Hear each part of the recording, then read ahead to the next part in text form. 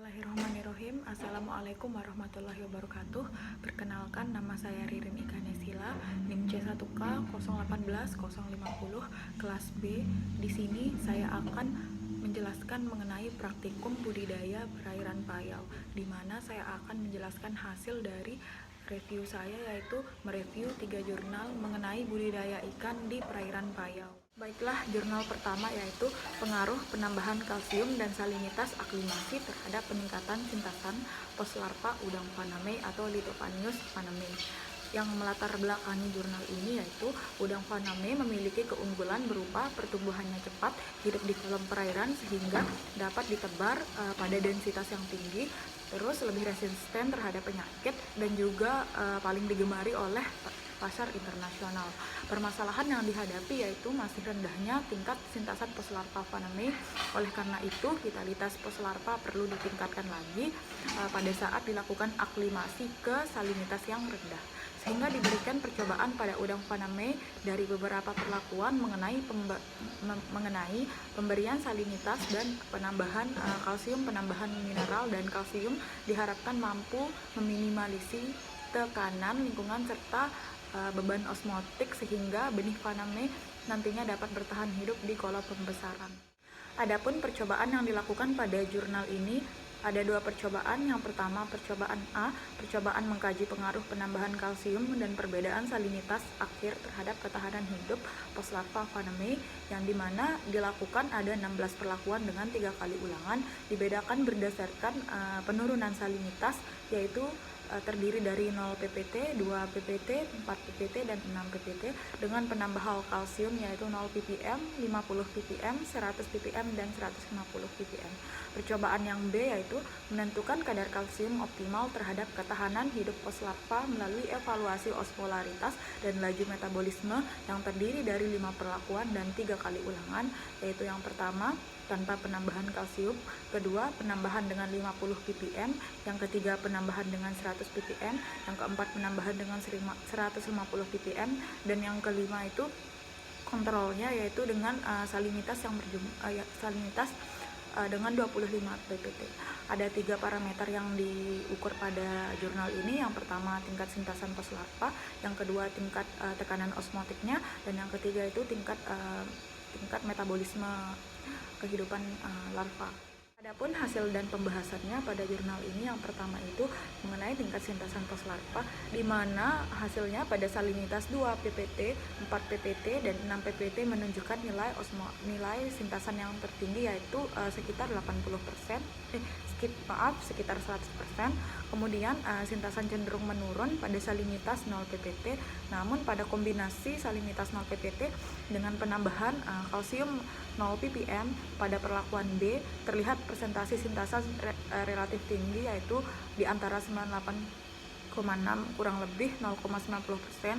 Penurunan nyata sintasan pada perlakuan A, C, dan D dengan sintasan terendah pada perlakuan A sebesar 1,3 kurang lebih 0,10%.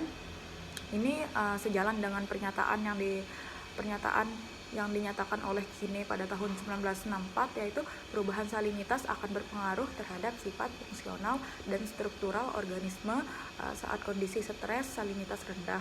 Udang hanya dapat memanfaatkan energi yang tersedia untuk mempertahankan hidupnya. Beban osmotik yang terlalu tinggi akan menurunkan ketahanan hidup udang.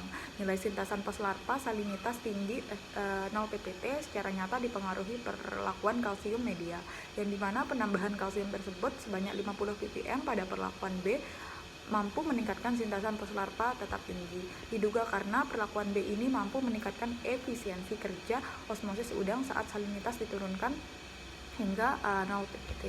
Oke, selanjutnya itu pembahasan mengenai tingkat kerja osmotik pada seluruh perlakuan berkisar antara 96,7 dengan kurang lebih 1,15 sampai dengan 859,7 dan kurang lebih itu 2,52 osmolaritas H2O. yang dimana hasil analisis statistik menunjukkan perlakuan kalsium tidak mempengaruhi nilai osmolaritas cairan tubuh udang pada salinitas 25 ppt dengan salinitas 2 ppt.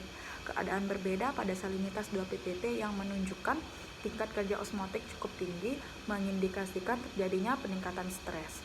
Namun proses fisiologis masih berjalan normal sehingga sintasan poslarva di salinitas 2 ppt tetap tinggi. Baik, selanjutnya pada jurnal yang kedua yaitu dengan judul Kinerja Pertumbuhan dan Tingkat Kelangsungan Hidup Udang Paname Lithophus paneus paname pada salinitas 30 ppt, 10 ppt, 5 ppt, dan 20 ppt. Yang melatar belakangi jurnal ini yaitu udang Paname memiliki produktivitas tinggi dari tahun 2004 sampai dengan 2008.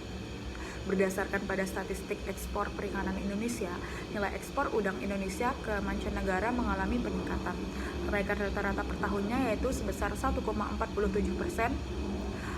Udang Paname memiliki beberapa keunggulan, diantaranya dapat dipelihara dengan kepadatan yang tinggi, pertumbuhannya itu cepat, dan memiliki daya tahan yang tinggi terhadap serangan penyakit.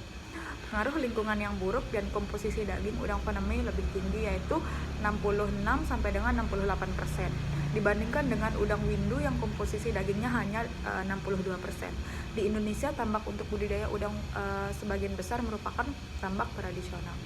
Adapun perlakuan yang dilakukan pada jurnal ini yaitu K sama dengan perlakuan salinitas 30 ppt sebagai kontrol, P1-nya perlakuan salinitas 10 ppt, P2-nya perlakuan salinitas 5 ppt, dan P3-nya perlakuan salinitas 10 ppt.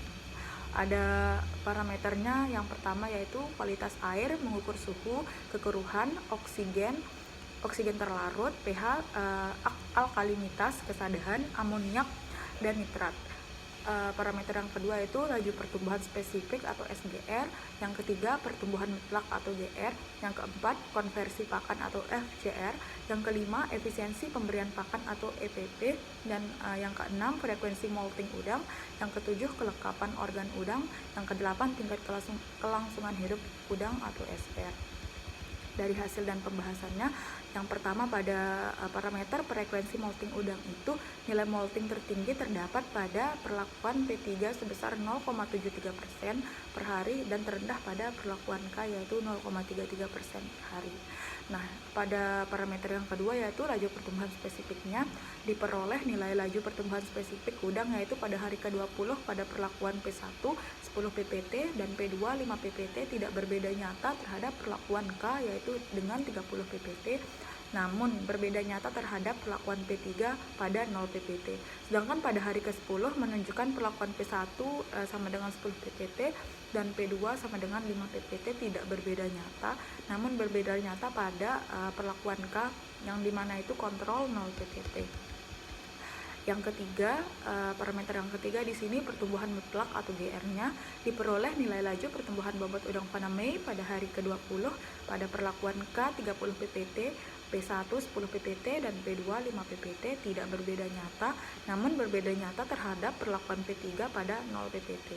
Pada hari ke-40 perlakuan kontrolnya yang 30 ppt berbeda nyata terhadap perlakuan P1 10 ppt dan P2 5 ppt.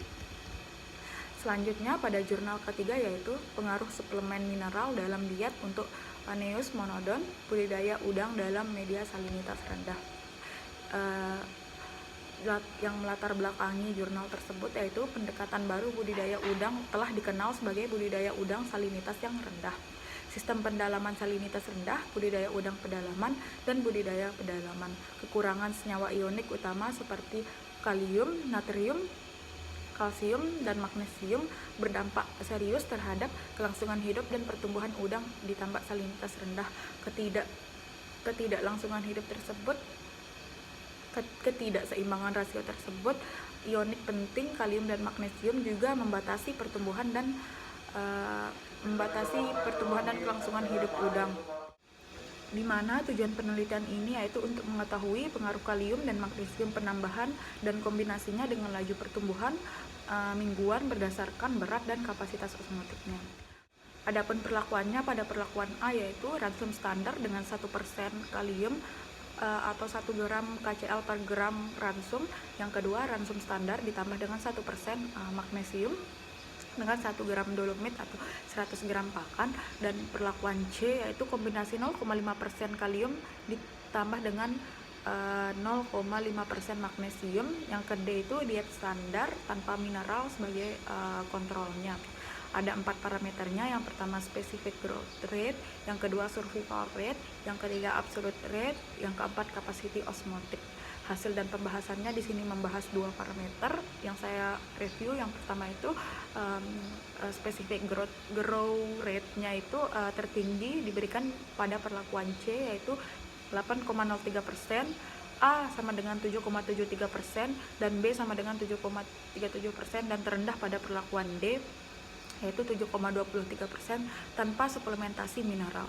Sedangkan data laju pertumbuhan mingguan menunjukkan peningkatan yang stabil dan perlakuan 3 mineral diet dari minggu 1 ke minggu 7 itu, di mana perlakuan C antara gabungan dari kalium dan magnesium memberikan laju pertumbuhan yang tinggi. Laju pertumbuhan spesifik menunjukkan pola penurunan yang stabil.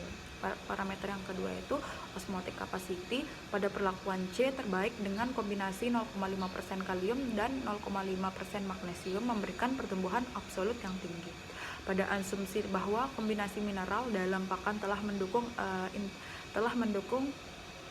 si mineral untuk mengurangi stres osmotik yang terkait dengan lingkungan yang unik, di mana suplementasi mineral makanan dapat mempengaruhi